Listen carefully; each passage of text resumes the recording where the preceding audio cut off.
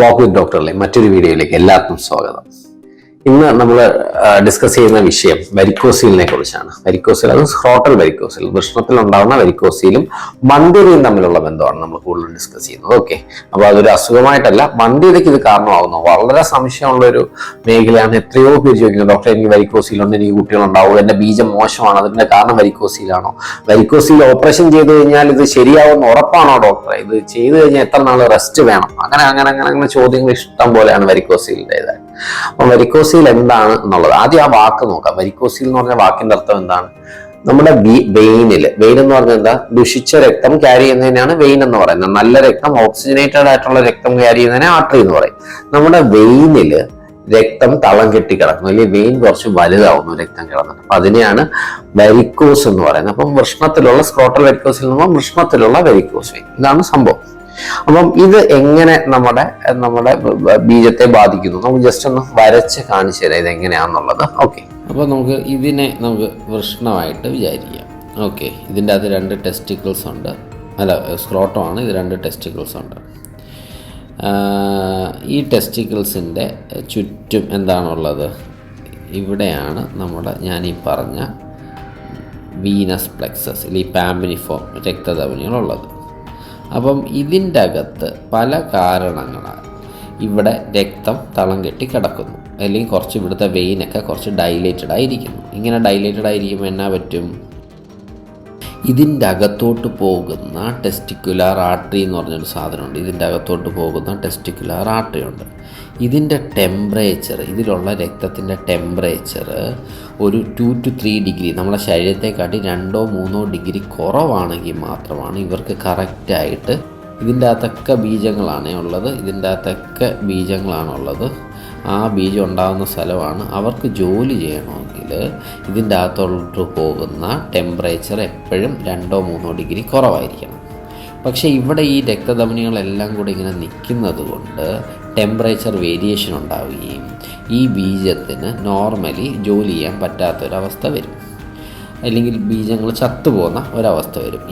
ഇത് കാരണമാണ് നമുക്ക് വെരിക്കോസീലുള്ളവർക്ക് കുട്ടികളുണ്ടാവാൻ ബുദ്ധിമുട്ട് എന്ന് നമുക്ക് പറയുന്നത്. ഓക്കെ, അപ്പൊ നിങ്ങൾക്ക് മനസ്സിലായി കാണുമല്ലോ എന്താണ് വെരിക്കോസീൽ എന്ന് മനസ്സിലായി.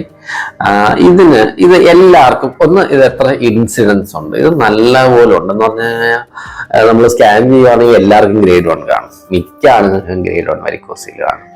പിന്നെ 40% വന്ധ്യതയുള്ള കപ്പിൾസിന് എടുക്കുകയാണെങ്കിൽ 40% ആൾക്കാർക്ക് വെരിക്കോസീലുണ്ട്. പക്ഷെ ആക്ച്വലി ഒരു 10%, 15% ആൾക്കാർക്കേ ഉള്ളൂ വെരിക്കോസീൽ കാരണം കുട്ടികൾ ഉണ്ടാവാതെ, അല്ലെങ്കിൽ വെരിക്കോസീൽ കാരണം വന്ധ്യത വരുന്നത്. അപ്പൊ 100 കപ്പിൾ എടുക്കുകയാണെങ്കിൽ 10% അല്ലെങ്കിൽ 15% അത്ര കുറവാണ് വെരിക്കോസീൽ. പക്ഷെ സ്കാൻ ചെയ്യുമ്പോൾ മിക്കവർക്കും കാണും. അതുകൊണ്ട് തന്നെയാണ് ഇതിന്റെ ഒരു പ്രശ്നം. മിക്കവരും അനാവശ്യമായിട്ട് സർജറി ചെയ്യുന്നതൊക്കെ ഈ വെരിക്കോസീൽ ഒരു പ്രശ്നം തന്നെയാണ്.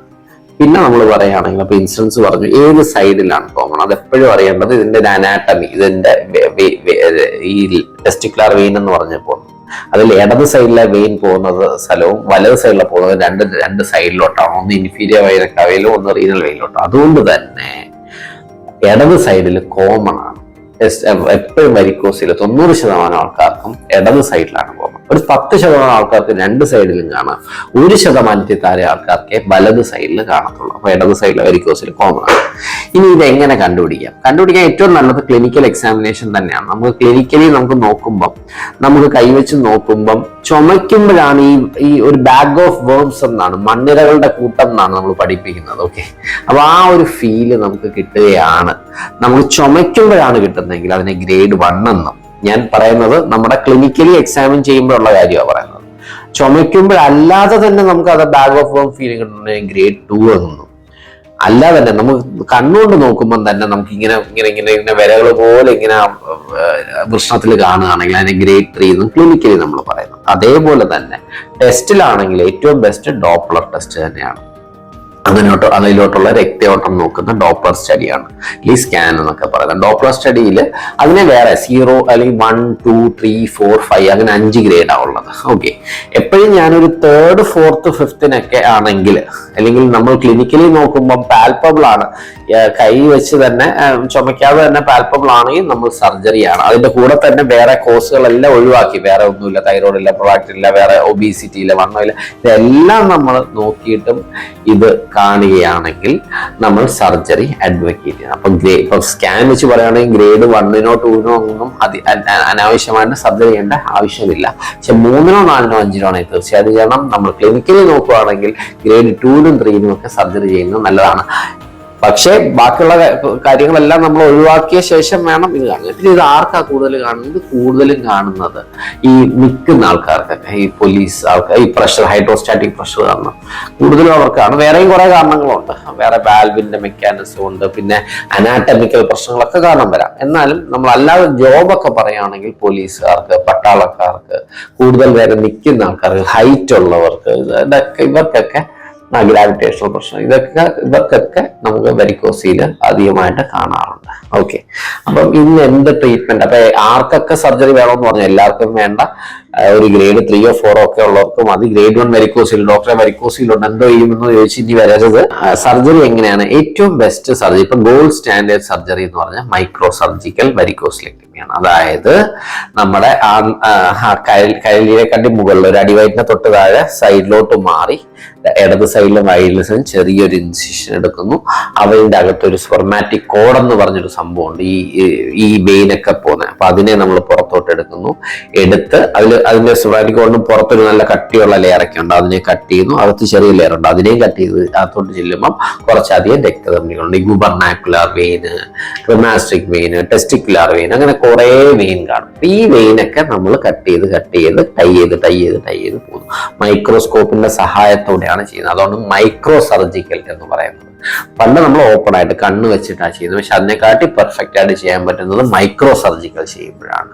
അപ്പം ഡെഫിനറ്റ്ലി ഏറ്റവും ബെസ്റ്റ് ട്രീറ്റ്മെന്റ് ഗോൾഡ് സ്റ്റാൻഡേർഡ്. അപ്പം മന്ദിരയ്ക്കൊക്കെ ചെയ്യാൻ ഉദ്ദേശിക്കുന്നുണ്ടെങ്കിൽ നിങ്ങൾ ഇത് തന്നെ ചെയ്യാൻ. ഓപ്പൺ വെരിക്കോസിലെക്ടമിയെക്കാട്ടി എപ്പോഴും ബെറ്റർ മൈക്രോ സർജിക്കൽ വെരിക്കോസിലെക്ടമിയാണ്. അത് ചെയ്യാൻ ശ്രമിക്കുക. അപ്പൊ അതാണ് അതിന്റെ ട്രീറ്റ്മെന്റ് കഴിഞ്ഞാൽ എത്ര നാൾ? ഇത് വലിയ ഈ മൈക്രോ സർജിക്കലൊക്കെ വലിയ മുറിവോ കാര്യങ്ങളോ ഒന്നുമില്ല, ചെറിയ മുറിവാണ്. ഒരു 2 ആഴ്ചത്തേക്ക് വലിയ ഭാരമൊന്നും എടുക്കാതെ നോക്കുക. ഈവൻ 2 ആഴ്ച കഴിയുമ്പോഴത്തേക്കും നിങ്ങൾക്ക് ചെറിയ ജോലികളൊക്കെ, ഓഫീസ് വർക്കൊക്കെ ആണെങ്കിൽ സ്റ്റാർട്ട് ചെയ്യാം. വലിയ റെസ്റ്റോ കാര്യങ്ങളോ ഒന്നും വേണ്ട.